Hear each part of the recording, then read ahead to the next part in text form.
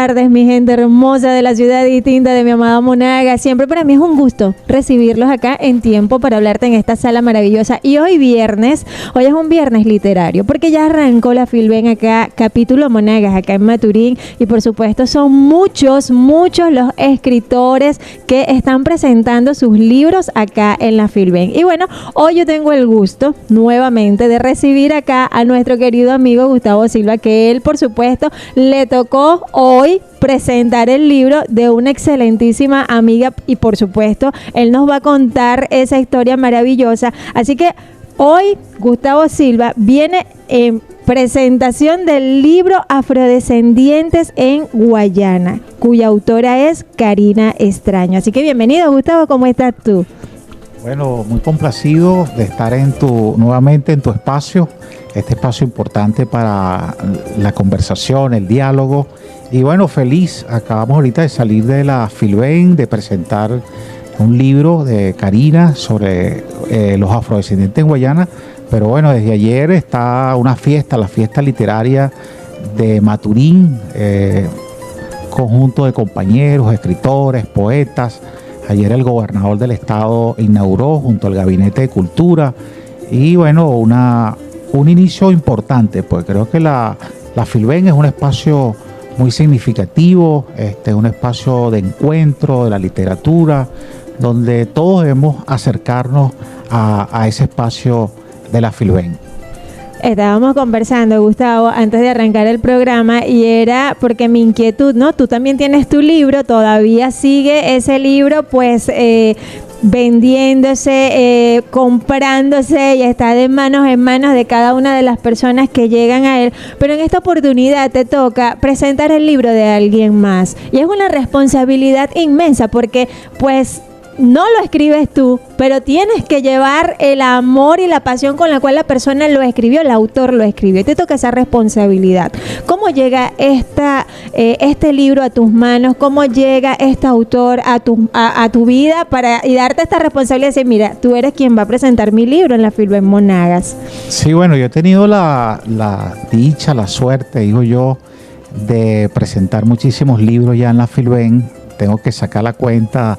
Yo creo, porque no, sí. Mira, presentar el trabajo de otro, oye, sí. Primero tienes que tener una trayectoria y que esa persona vea en ti una cualidad sumamente importante, sí, para darte un hijo, porque eso es un hijo. Claro, es correcto. Fíjate, lo que pasa es que ese libro forma parte de 28 libros que conforman una colección sobre historia insurgente, sobre la afroepistemología, que es un convenio entre el CENAL, que es el Centro Nacional del Libro, entre la editorial El Perro y la Rana, para producir todo lo que son los documentos, investigaciones, tanto de académicos como intelectuales activistas, sobre lo que tiene que ver con el tema de la colonia, lo que tiene que ver con ese elemento histórico, todas las consecuencias, los daños pues, que generó la colonia en su momento. Entonces, hay un grupo de académicos, hay un grupo de militantes, de activistas, intelectuales, que están trabajando sobre ese tema. Y ya hasta ahorita, con este último libro de Karina, que es la presencia afro en Guayana, ya es el número 28. O sea, el número 28, que además es una política editorial bien interesante, porque nosotros los afros nos planteamos quién mejor puede contar nuestra misma historia. O sea, nosotros mismos que somos los sujetos, hemos vivido, conocemos, somos de los pueblos afro y efectivamente lo que estamos haciendo es ese desafío, pues, es reconceptualizar desde nuestra subjetividad, nuestras realidades históricas, culturales, geográficas, de lo que tiene que ver con los pueblos afro. Justamente Karina en su texto, fíjate, cuando tú en el imaginario del país, yo lo decía hoy en la presentación, que la sonoridad, ¿verdad? Y el olor te dan una característica del espacio físico y eso te remite inmediatamente a una identidad, a un espacio, pues, que son los Andes, toda la costa montaña, es el centro, es el llano. Entonces, ¿qué es lo que hace el libro de Karina? Karina rompe un mito porque el sur de Venezuela, ¿verdad? Nosotros tenemos un imaginario que solo hay indígenas. Sí, efectivamente hay poblaciones indígenas importantísimas, pero también hay afrodescendientes, que no es solo el Callao, que no es solo Aripao, como dice ella en la investigación, sino son otros pueblos, muchísimos pueblos que están en el sur, que son pueblos de asentamientos, pueblos mixtos, pueblos que se configuraron con los pueblos españoles, con las misiones, y que bueno, fueron permeados incluso desde el Caribe, fueron permeados a través de esa selva, de esa montaña, desde el Caribe, todo lo que tiene que ver con Surinam, todo lo que tiene que ver con la Guyana francesa. Entonces, cuando tú te logras interpretar eso, está haciendo un acto de justicia, porque ya no está viendo solo los afros desde Güiria hasta Bogure, hasta la costa, sino está viendo entonces los afros en otros espacios. ¿Ves? Entonces, ahora, eso tiene una razón, pues lo dice Karina en su libro, es que las plantaciones siempre se colocaron, que eran los centros de esclavización, en lo que fue el centro del país y la costa montaña. Eso para, bueno, tener la facilidad de los puertos, toda una cantidad de cosas. Mientras que en Guayana la actividad económica estaba remitida solo al tema minero, estaba remitida al tema de la agricultura, después fue la zarrapia, entre otros productos que se generaron en Guayana, pero más no el tema de la plantación inicialmente. Ok, nosotros vamos a ir a la pausa comercial, Gustavo. Ya nos están haciendo la seña de costumbre, pero al retorno vamos a hablar un poco de quién es Karina, ¿ok? De quién es esta escritora que llega a tu vida con este libro maravilloso para dar a conocer, pues, quién es esta mujer y, por supuesto, que la trae aquí a Monagas a presentar este libro. Ya volvemos con más de tiempo.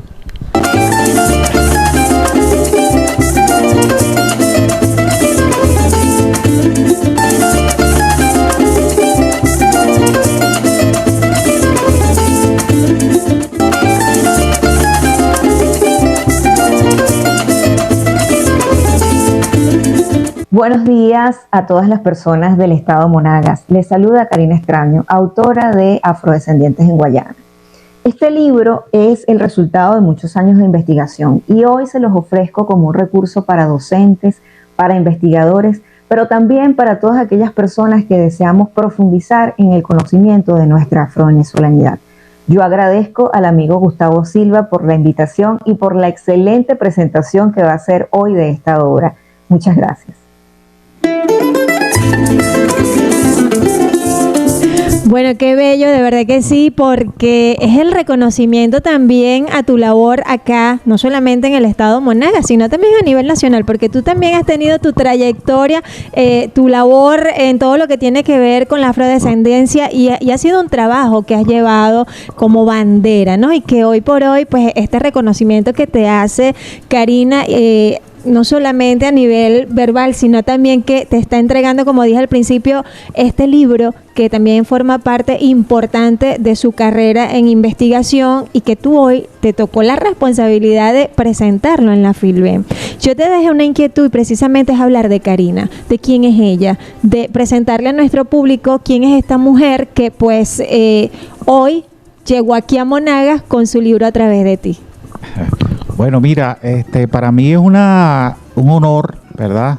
De verdad que presentar ese libro significa resignificar, reconceptualizar lo que significa la mujer venezolana. Yo creo que yo estoy muy orgulloso hoy porque, bueno, Karina es una científica venezolana, es psicólogo, además es doctora en antropología, es investigadora del IBIN, y es una mujer con una trayectoria científica importante y con más de 20 años de investigación en Guayana. Entonces, cuando tú ves todo eso, presentar hoy el libro de Karina fue para mí un gran honor, porque también contribuye, ella me decía en la mañana, pero que el libro condensa un tema de hacer una ruptura de ese mito de que Guayana, que además ella me decía, Guayana no es solo el estado Bolívar, Guayana es parte del delta, es el Amazonas, ¿verdad? Es toda la parte incluso de la Guayana Esequiba. Entonces, es ese espacio geográfico más allá que tiene una riqueza en los elementos de la biodiversidad, que tiene unos elementos en la parte de la minería, de la pesca, los elementos acuíferos, que se convierten en un generador y un motor, digamos, de modos de trabajo, de modos de vida, de cultura, de cosmovisión.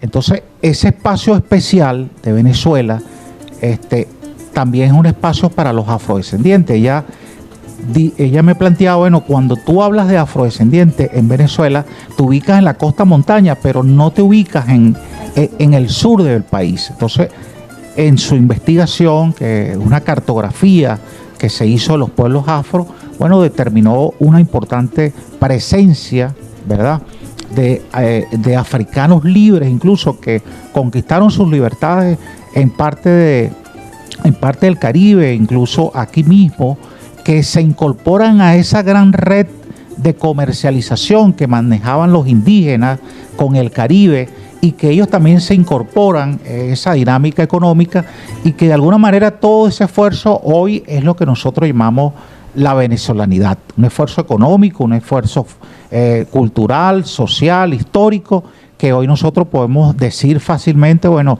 ese es Venezuela. Y Karina entonces forma parte de esa riqueza que posee también Venezuela, que es la inteligencia de la mujer venezolana.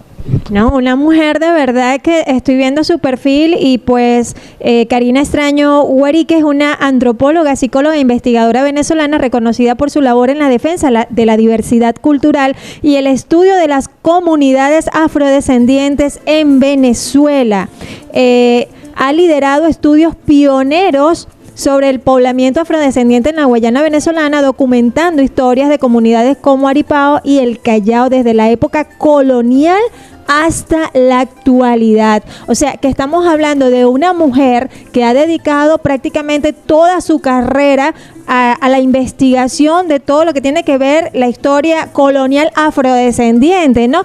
Y como estábamos conversando, rompió quizás el estigma que tenemos de que al sur del país solamente están los indígenas, sí. Y nosotros ubicamos la parte afro en todo lo que tiene que ver con la parte costera. Así entonces, hoy por hoy, ella con este libro rompe ese estigma. Así y pues da a conocer que solamente en el Callao no solamente tenemos descendientes afro, sino que allí hay un poblamiento que de hecho, lo estábamos conversando ahorita, afroindígenas. Correcto. Afroindígenas. Yo primera vez que escucho esto, afroindígenas. Nosotros vamos a ir a la pausa y con este afroindígena lo vamos a hablar al retorno, porque es bueno saber a qué se refiere este afroindígena. ¿Qué quiere decir eso? ¿De qué estamos hablando cuando un afrodescendiente dice yo me considero afroindígena? Correcto. Ya volvemos con más de tema.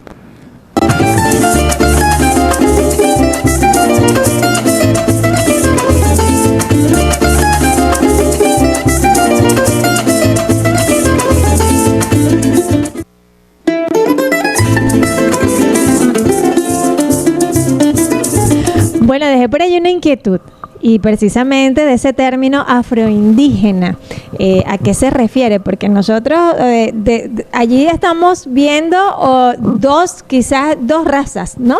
Dos comunidades que se unen quizá en medio de un proceso histórico bastante marcado en la colonia, que tiene que ver con el colonialismo y todo lo que sufrió tanto el indígena como el negro.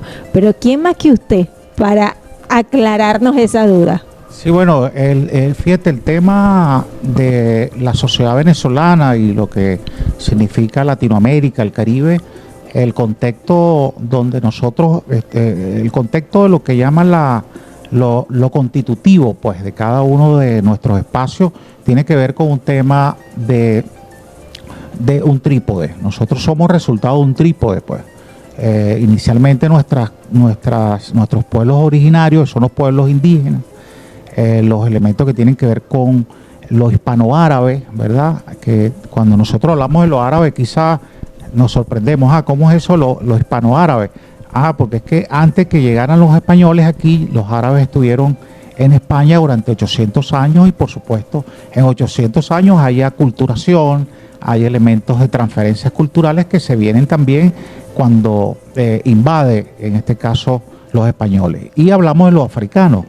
Entonces, ese trípode es lo que nosotros hablamos de lo que conforma la venezolanidad, lo que conforma la latinoamericanidad y lo caribeño, como un espacio importante del mundo, pues que tiene esos arraigos, esas bases culturales, esas bases históricas. Entonces, lo afroindígena pasa por un tema de autorreconocimiento. Justamente el proceso de nuestras luchas de la época colonial, en algunos momentos los indígenas se pelearon entre sí, ¿verdad? Tenían contradicciones entre sí, incluso ahí señala en ese libro Karina, que los españoles utilizaron en algún momento a los indígenas del sur y los convirtieron en cazadores de sus propios grupos, ¿verdad?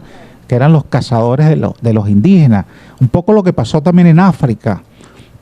Pero en algunos momentos había una alianza entre los indígenas y los afro, lo que se llama el cumbe, que son esos espacios liberados donde se reconstruye por primera vez la vida libre en el territorio americano.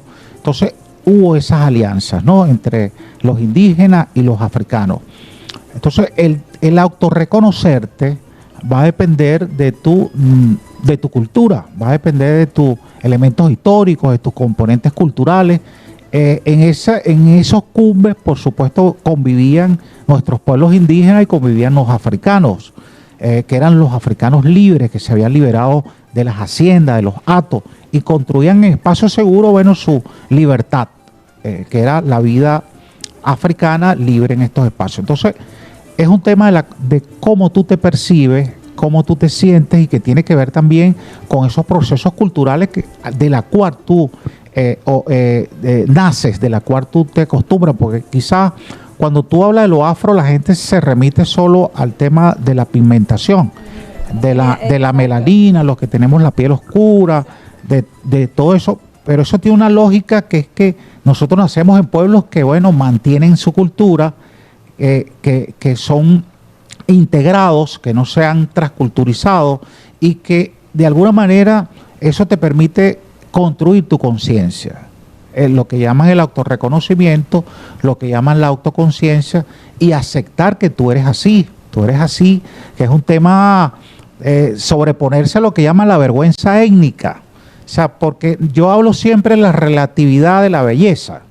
O sea, lo que es bonito para uno, quizás para otro no es bonito. O sea, o lo que es hermoso para los asiáticos, los norteamericanos, los europeos, los africanos, los latinoamericanos, quizás no es aceptado o no es el patrón de valor. Entonces, sí, sigue siendo un tema de la relatividad. O sea, la relatividad, la estética, hablo yo de ese término. Entonces, creo que el afroindígena, y ahí lo dice en el libro Karina hace todo un trabajo de investigación durante 20 años en Aripao, en Santa Rosa, en todos los pueblos, en el Callao, del sur del estado Bolívar, de Venezuela, y ahí hay toda una cantidad de elementos que tienen que ver con la oraliteratura, con los elementos orales, donde la gente de las comunidades son los que dicen: yo me siento indígena,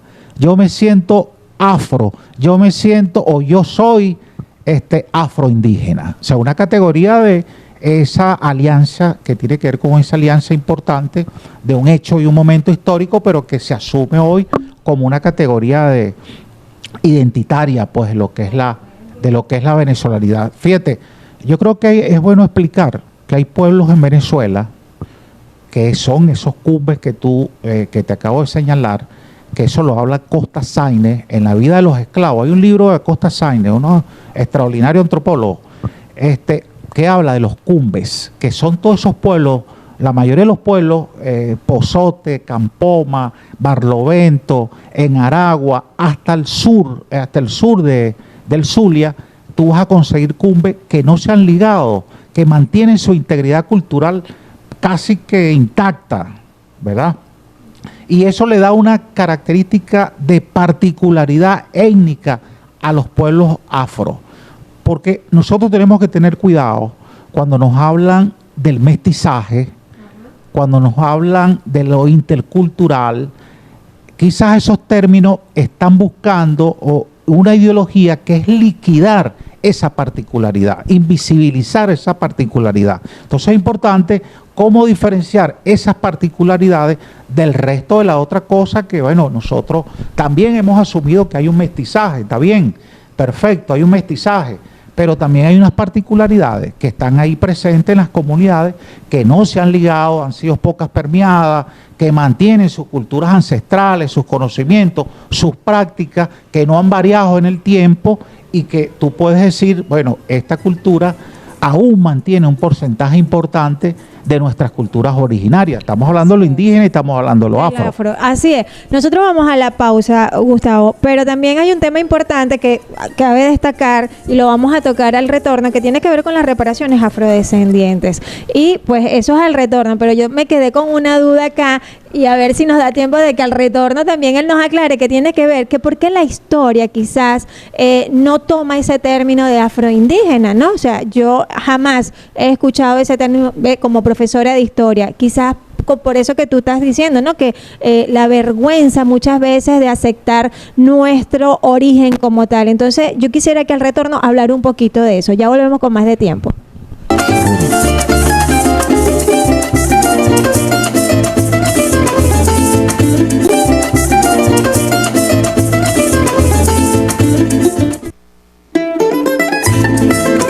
Bueno, yo quedé con una duda, Gustavo, y era precisamente el hecho de que porque la historia, ese término de afroindígena no se ve reflejado, no se estudia. Yo como historiadora, pues yo me quedo sorprendida hoy con este término, ¿no? Porque uno divide quizás la raza, que si el indígena, el afro, o sea, los divide el español y de allí viene nuestra raza completa, el venezolano, ¿no? Pero afroindígena, ¿por qué se descarta ese término?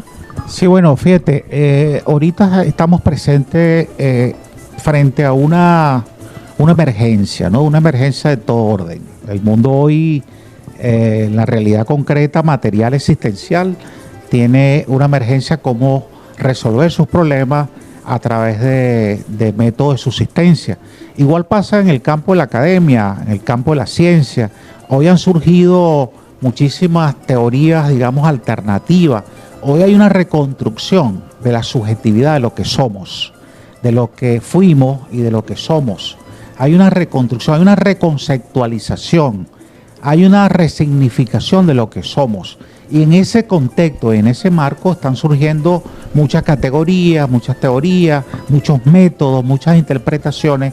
Y efectivamente, la categoría de lo afroindígena es resultado de esa realidad, pues una realidad que está ahí, la oficialidad y los estados nacionales siempre han tratado de que todos somos iguales, desde el derecho ciudadano.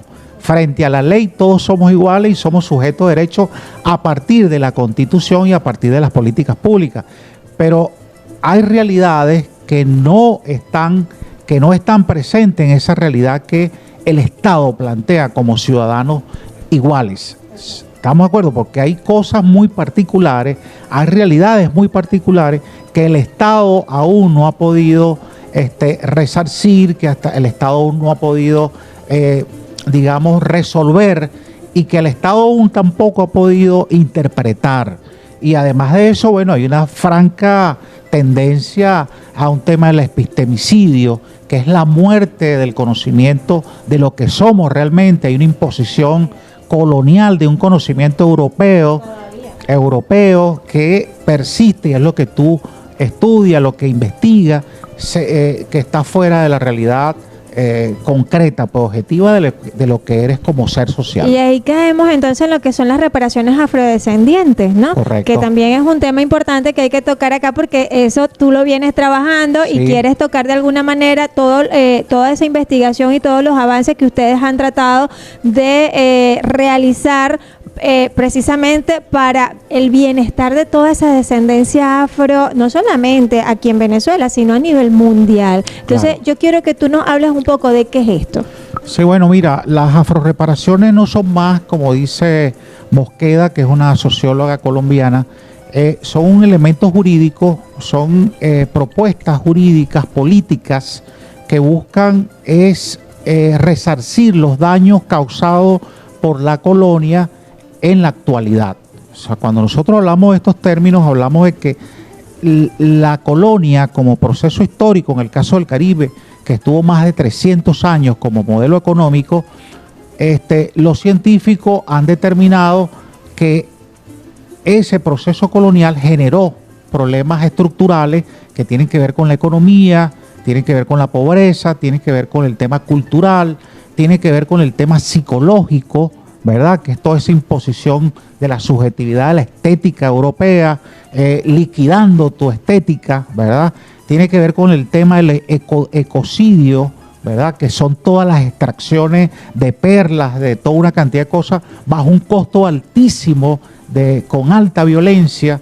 Entonces, la vida misma, claro, la vida misma, estamos hablando de 80 millones de indígenas diezmados, muertos, más actores hablan de 20, 60 millones de esclavizados. Entonces, ese es el costo que generó el modelo colonial. Entonces, tiene que existir una reparación. Y justamente la CARICOM, que es la Asociación de Países del Caribe, en el 2014 plantearon lo que se denomina las reparaciones históricas. Eso hasta ahora quedó así. Esta semana, hace 2 semanas, la Unión Europea acaba de solicitar las reparaciones históricas a Europa, específicamente a Inglaterra, a Francia, a España, a Holanda, los Países Bajos, para que se les reparen los daños históricos. Cuando hablan de esas reparaciones, porque los movimientos sociales, políticos, ante la ONU, plantearon en el 2021 la necesidad de que se reconociera el colonialismo y el tráfico de esclavizados, se reconociera como un elemento de lesa humanidad, de violencia a la humanidad. Te iba a decir violencia pura. Exacto. Entonces, perdón, vamos a la pausa y ya volvemos con más de tiempo porque ya José Luis está haciendo la seña para despedir tiempo.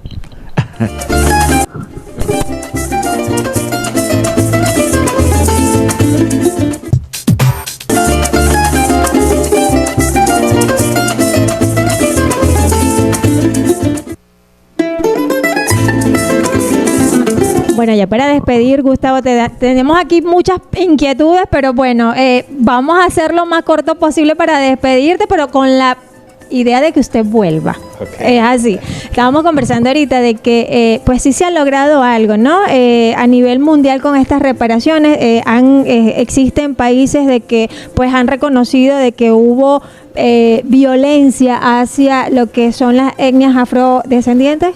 Sí, correcto. Creo que el movimiento afro y las organizaciones, incluyendo gobiernos del Caribe, ha habido un avance. Ha habido un avance, pero por supuesto los avances han tenido también obstáculos, han tenido algunas cosas que no han permitido que plenamente se reconozca esta violencia. Sin embargo, hay una narrativa, hay unos elementos jurídicos, hay comisiones que están sustanciando todos los elementos de las reparaciones, ¿verdad? En América Latina y parte del mundo, ahora se incluye África. Ha habido muchísimos avances, hay reconocimiento de muchos reyes. El rey de España esta semana atrás acaba de reconocer que sí hubo violencia de parte de Europa, de España, a los pueblos indígenas en México. Fíjate, el año pasado no vino el rey de España porque el expresidente de México le había mandado una carta diciéndole que tenía que pedir perdón y él se negó, pero ahora sí está reconociendo que hubo en este año que sí hubo violencia. O sea, ¿qué es lo que estamos buscando? Estamos buscando es que el colonialismo, los viejos centros coloniales, que hoy son grandes centros capitalistas, se comprometan primero a reconocer que hubo violencia, reconocer que hubo daños, resarcir esos daños y que se comprometan a no repetir más, nunca jamás, ese elemento de la violencia y la esclavitud en América Latina y en ninguna parte del mundo, pues. Bueno, Dios quiera que todo sea así para el bien de todos nosotros, de verdad que ese colonialismo desaparezca, porque lo más importante es vivir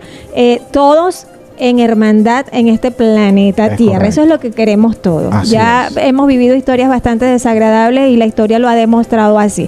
Bueno, nos toca despedirnos la tarde de hoy, Gustavo, agradeciéndote primero el regalo. Acá está su libro, Gustavo Silva, Cimarronaje Cultural de lo Afirmativo Venezolano en Tiempo de Guerra Simbólica. Y no me voy sin antes la dedicatoria, Elida Rangel, con mucho... A la Filben. Claro, a la Filben, mira, con mucho afecto y cariño que nos brinda cada día la oportunidad de escucharnos, reflejando así las voces diversas de la subjetividad de los monaguenses. Gustavo Silva Maturín, 27/3 de 2026. Bueno, muchísimas gracias, Gustavo. De verdad que para mí es un honor recibir este libro. De parte tuya siempre nos topamos por allí. Sí. Siempre nos encontramos en estas calles maravillosas de Maturín. Vamos a invitar a la Filben. Así es, hay que invitar acá. Bueno, la Filben, usted nos los trae y nosotros con mucho gusto los recibimos acá. Tus palabras de despedida rápidamente. Sí, bueno, agradecido contigo, con José Luis, con la emisora, la televisora, y invitar a todo el pueblo de Monagas a la Filben. Mañana termina. Termina el sábado, así que aprovechen de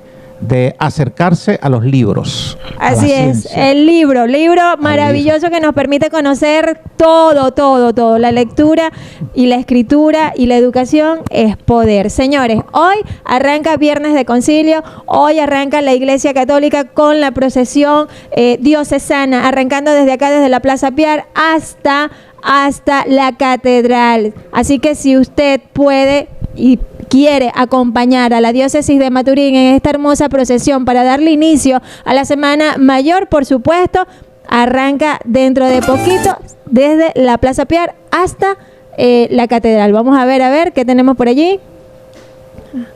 A ver, que todos aquellos que quieren estudiar en la UNEFA, pues ahí estamos dejando los números de contacto precisamente para que usted pueda, jovencito, jovencita que quieran estudiar las diferentes carreras e ingenierías que están ofreciendo, bueno, ahí está la UNEFA para atenderlos. Ya arrancó esta jornada especial para nuevos ingresos. Ahora sí me despido, señores, feliz vacaciones de Semana Santa, pórteseme bien y nos vemos acá nuevamente el lunes 6 de abril. Se les quiere mucho.